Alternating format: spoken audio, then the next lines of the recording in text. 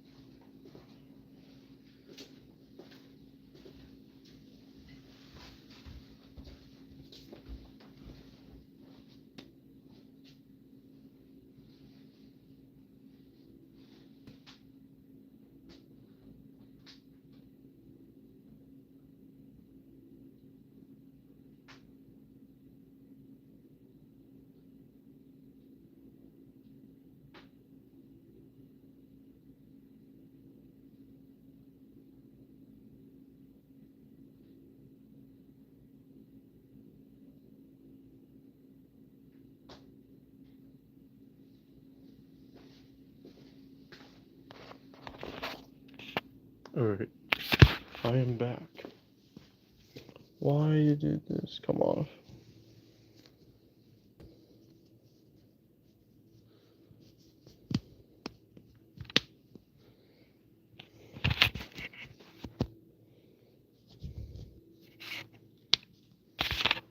Firewolf Kitty said hello. Hey, how you doing? Hope you're doing well. Sorry I have to whisper kind of. Nah, I was about to get out.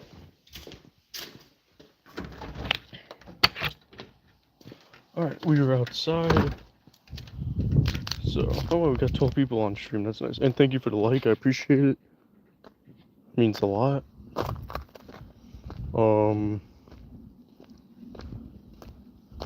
Yeah, not too bad.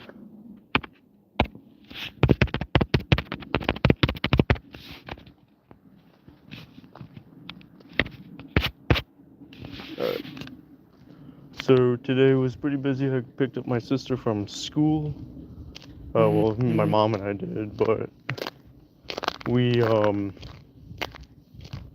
whatchamacallit, we drove all the way there, right? We helped her move out and stuff, you know, we had a nice dinner, drove home.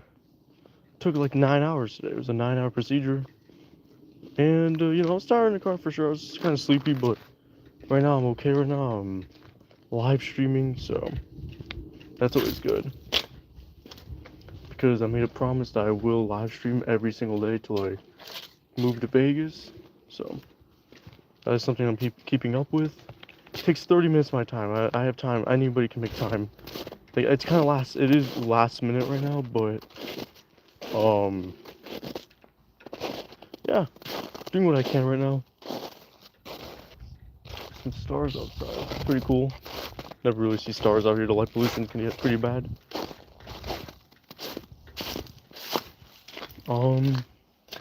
Yeah, this morning though I hit chest. So I did a set of like 190 for 6.5 reps. So it failed in my 7th rep, but I got it halfway up. Definitely need to work my triceps more. Because my chest was good, because half of the movement is all chest, but then the second half of the movement is like all triceps and front delts, mainly your triceps. So my triceps gave out, so definitely gotta work my triceps more lockout strength, whatever. But no, my chest did pretty good, so after that I did incline dumbbell pressing, get the 70s for 6, but that was a you know, I mean, my chest is, I can tell like my back was just support, like I was still kind of fatigued, but I hit chest anyways, just because like I want to get that frequency in. But I still did pretty good with the 70, so I'm gonna keep with the 70s, keep with 190, and then you know, Real EP said hello. Hey, how you doing? I hope you're doing well.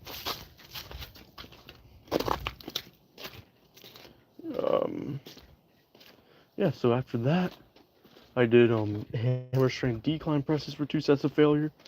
Did 2 sets of incline hammer strength press for failure. one set of dips till failure, and then I did a set of incline flies till failure. Oh wow, we have 31 people online. Wow, it's a lot of people. I never have 30 people at a time like that all of a sudden. That's a first. I'll take it. And then that's all I did today for working out, just chest. Solely chest. No triceps, no shoulders. My biceps are really sore right now, and I did a lot for biceps today. I mean, I did a lot of back movements last night, and that really fried my biceps. And I never get sore in the biceps, so honestly, you know, I think what it was the underhand pull downs, and like squeezing at the bottom like that really makes my biceps sore. So I'm gonna start doing that more, get really good at that, because I like to control the weight too. Like the thing is you don't, because there's a lot of people that you can get pretty strong, but if you can't like control the weight in all directions, like not just in because of course everybody's contraction, the concentric's gonna be slow. Like that's one thing. So that's the only like that's where I get that, but everybody just dumps the eccentric. That's how you stay small. Or not small, but like you're leaving gains on the table, right? Because all the great bodybuilders, would just dump the eccentric, but that's how you get injured. Literally, that's how you get injured. It's just ego lifting. But if you actually control the weight, right? Like Lee Haney style, Frank Zane style, where like they actually, you know, and the thing is, when Frank Zane really focused on the eccentric, bro, that's when he really grew that's how his physique, like 10 to 20 pounds that year.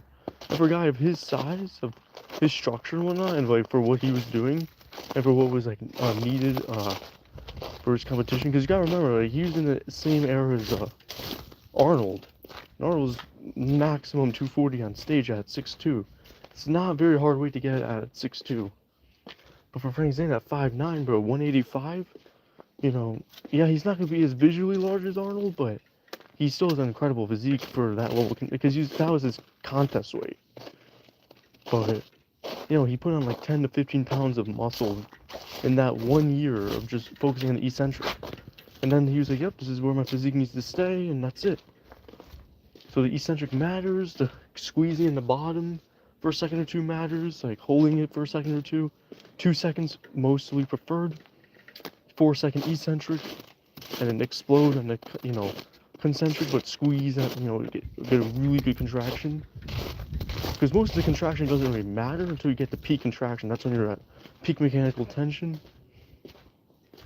right? So that's why you can rush the concentric, because like the only part of the concentric that really matters is the peak contraction of the concentric. So as far as and as hard as you can contract, that's where it matters the most. So that's how I like to do my reps.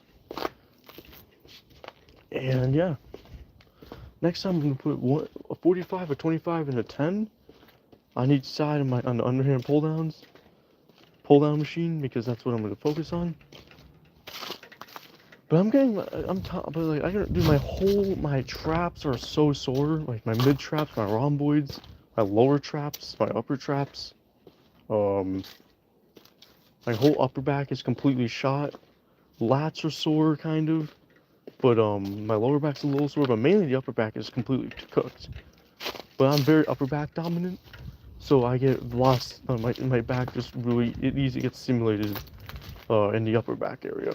But the lats, something that like they grow, but definitely an area of focus I want. I gotten them sore before, like pretty good, like really sore, but like if I feel them right now, oh yeah, no, they're sore. Yeah, I can tell. Yeah, no, they're sore. So I just can't really tell because my upper back is so shot, but no. Back day is a very important day for me, but back comes easy to me when I train it. Chest comes easy too. Honestly, everything comes pretty easy. The only thing is I just have to increase my body weight. That's it. It's just a body weight game. Like everything grows really fast in me. Like I already got veins called my lower chest now, which is never happens. Upper chest, yeah, easy to get because I have such low subcutaneous body fat there, but the lower chest is where I store more body fat naturally, I feel like. So it's a little hard to get those veins to pop and like get the blood volume in there, but that is where it is really, really important.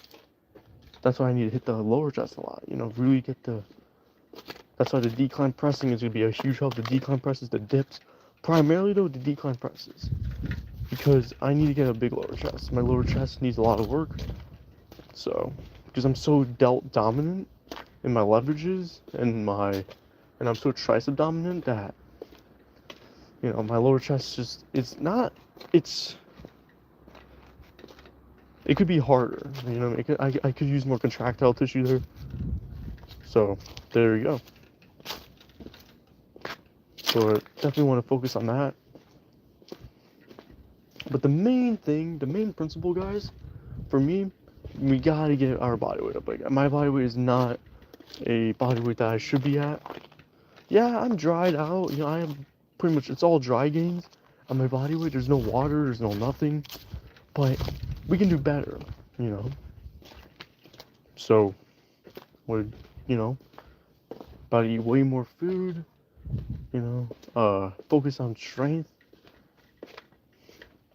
So, getting as big as possible, because I'm so dry that we're, like, dude, I only need to gain like 60 pounds of body weight. Not even, bro, fucking 50 pounds of body weight. It's not a crazy amount of body weight, if you think about it. Like, I'm not gaining 100 pounds, you know. But, like, for now, 50 pounds is my goal, but my first goal is 10 pounds.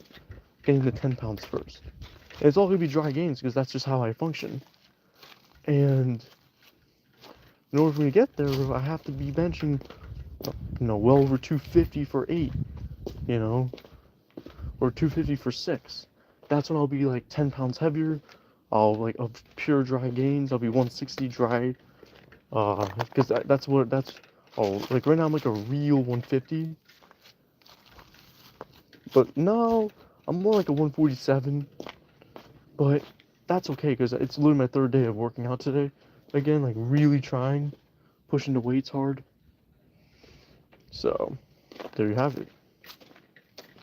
But I do need a job though. Like, I need some kind of income, you know. See what we can do. But who knows? Let's see what happens for Christmas time. Maybe I'll get something for Christmas, and maybe I can be like, okay, maybe I can like put something towards. I'm just saying, if like, hey, if I get money for Christmas, like, just I can put that towards the gym membership. I can, not that I can't train hard at my house or nothing, but I really need,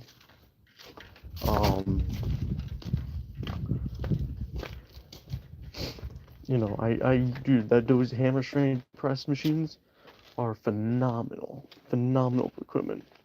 So, love those machines. Like, they're gonna be a huge staple, but I can still tell it's too much delt activation. So I don't know what's good. Like, the flies are like my only hope, but like I don't want to, you know, flies. You can only get so far with flies. I feel like, I don't know, like flies, they're important for sure, but honestly, I might have to do some pre-exhaustion for the pecs, you know. But I don't want to do all that. I want to bench heavy. I want to apply as much load as I can to my pressing muscles and the bench press.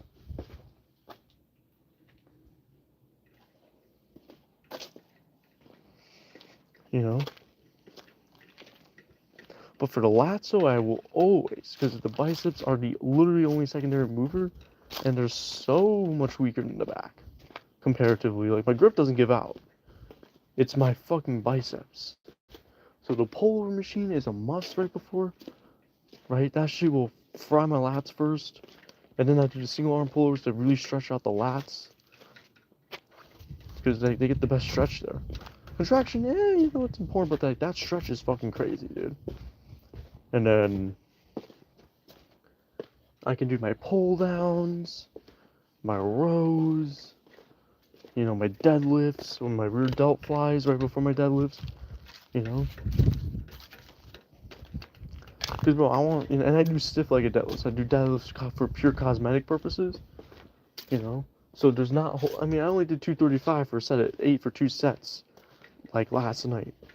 Had to use straps, of course, because like, bro, I'm here to focus on my back, and I was able to really get the reps going. I was like, oh my god, those straps make it really feels like you're not holding anything. You can just pull with your back. Like, this is what I'm looking for. Now, I do have a dedicated forearm routine, Don't get me wrong, I train my forearms. But, appreciate the like. Thank you guys for liking the video or the live stream. I appreciate it. But, when I'm training back, I don't want my forearms to be fatigued because you need it for literally every movement. Every single movement. You're gripping something. You're doing whatever. I gotta hit legs. I don't want to put legs aside, but I gotta hit shoulders, arms. Gotta hit my limbs now. Which kind of sucks. I mean, I like doing my arms and delts, but legs, not that it's hard, it's just so fucking boring, dude. Like, my legs grow really fast. I don't have to worry too much about my legs. But my hamstrings are kind of sore. That's what I like about deadlifts, because they make my hamstrings sore. So I'm getting some growth there. But the quads, they grow too fast. They grow way too fucking fast. The veins come literally in one day. Like, dude, we just started smiling, like, chill out. But I'm all for it. I'm like, you know what, bro? Get the veins going, get the sides going, but then we have pants problems. I can't wear pants now. I always tell my work, three more sets on leg extensions, 2 sets of all out to failure on the leg extension, barbell squats. So, 2 warm-up sets, a big set, and then a light set, all the failure. The 2 sets of failure and barbell squats, basically. 2 sets of hack squats to failure, 2 sets of leg press to failure, 2 sets of sissy squats to failure, which with the body weight, and then just a set of horse stance till failure, so I can't hold it no more.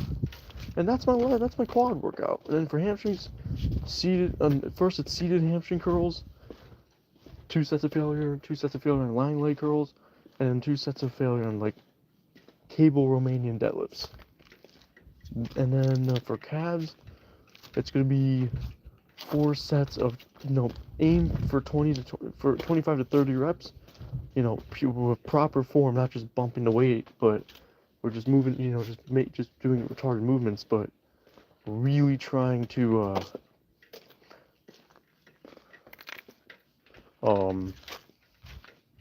really stretch the muscle, contract the muscle.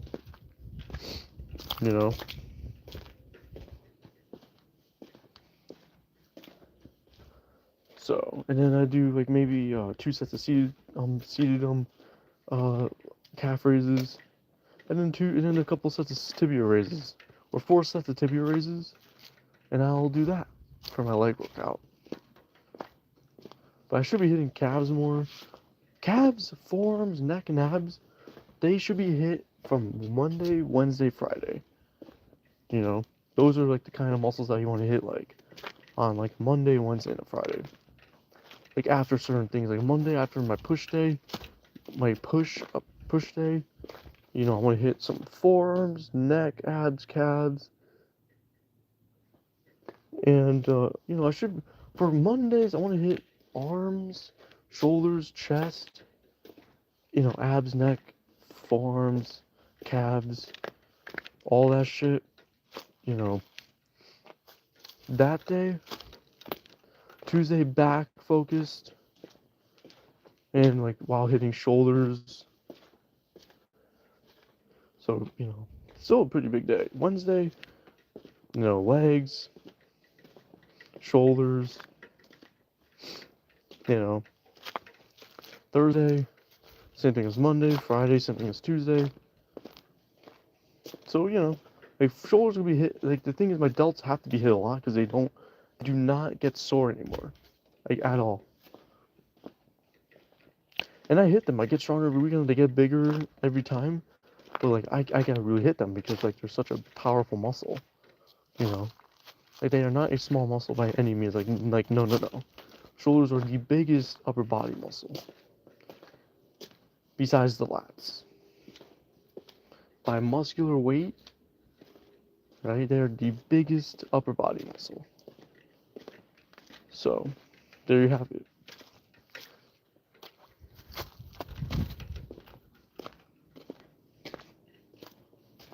And then, of course, for the lower body, the quadriceps are the biggest muscles. Then the glutes. Because all 4 heads of quadriceps do the same function. They all tie into one joint. You know, the patellar joint, whatever.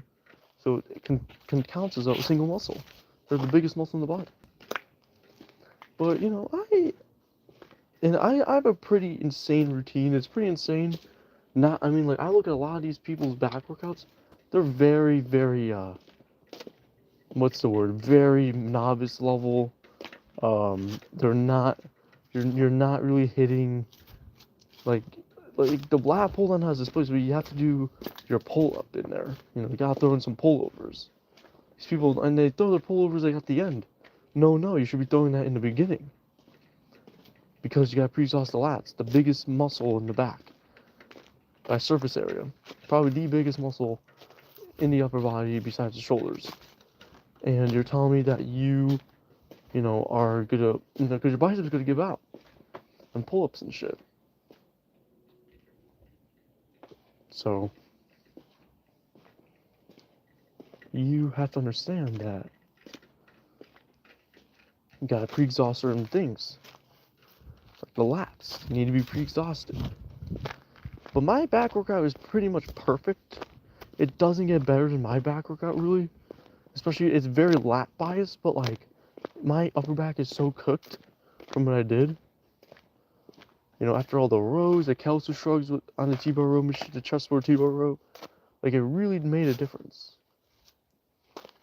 You know, because like, if you're doing Kelso shrugs, you're doing a big favor. Like, my boy, I told him, like, throw them Kelso shrugs in, you'll make it.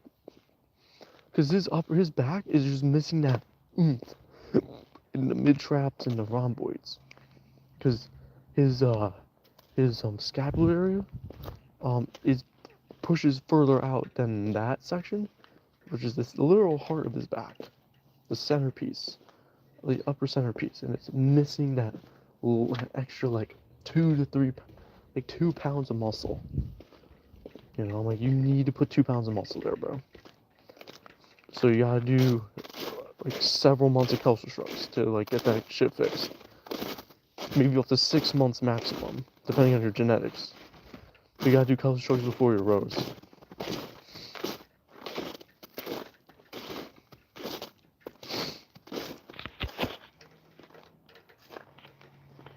Yep, we're getting closer to the end of the stream, guys. This is great. Because I want to talk to my girlfriend. It's getting late. I'm tired, kind of. Not really. I just want to talk to my girlfriend. But yeah, but hey, I made a promise, guys. Been outside for almost half an hour.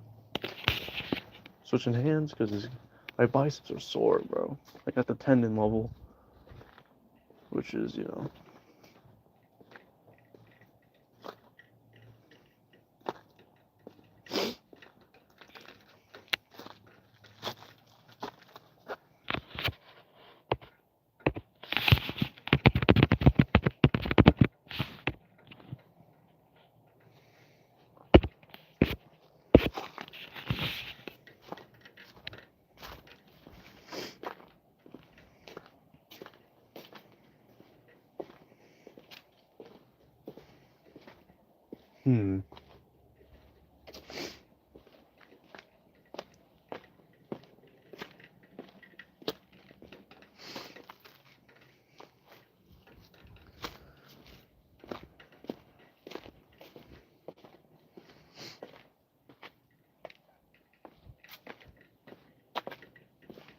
But you know, the other thing too is we bought so much food today that we're good for like forever, bro. Like, we have so many drinks, so many calories.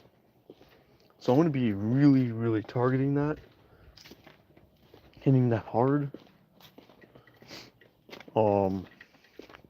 Making a lot of pastas and stuff. Really just trying to get all the food done, bro. Like, all this food needs to be taken care of. You know? Because, bro, like, we can't, you know, like, there's so much, we're leaving so many gains to do.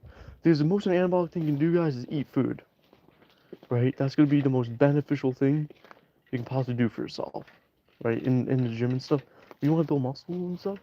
You don't even have to go to the gym and stuff. You just gotta eat a bunch of food, but you know, good quality, clean bulking, and you'll gain muscle that way. You just will. Obviously, you should be working out, but those two things, mainly the eating, bro. The eating is all that matters. Fucking Lee Priest was 285 and obviously he'd be like off the drugs, off everything. Like, yeah, he was fat and shit, but like he was big, full, you know. But like, if he was like, but the thing is, like, you know, he cycled off. Obviously, he was like, dude, you have to cycle off, you know. So,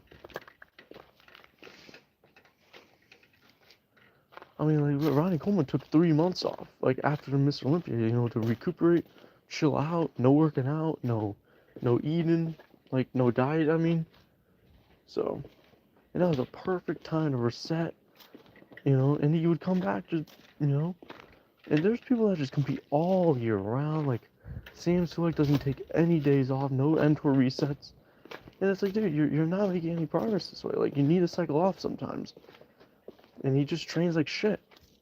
Yeah, cool, I mean, like, dude, his physique hasn't really changed that much, at all, you know, like he does so, like, he could be making so many more gains, if he, like, actually used proper form, you know?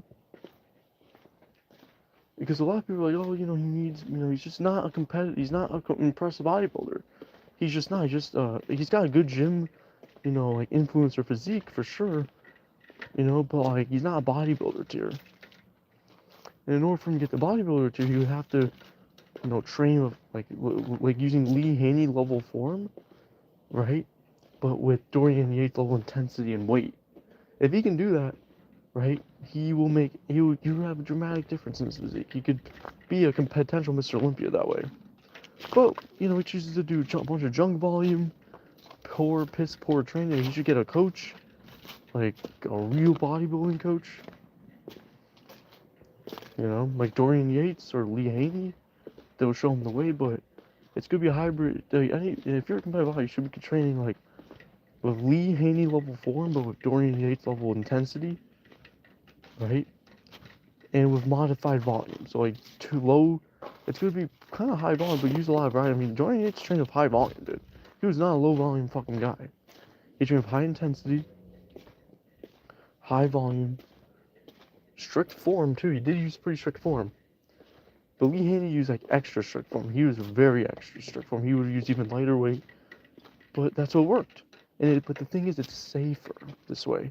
You understand? When you're using dry compounds, it dries out your joints, your tendons. Your tendons are at way higher risk of rupturing when you're cutting down in the contest. So like, Lee Haney's style is very preferred this way. That's why Lee Haney never got injured, not once.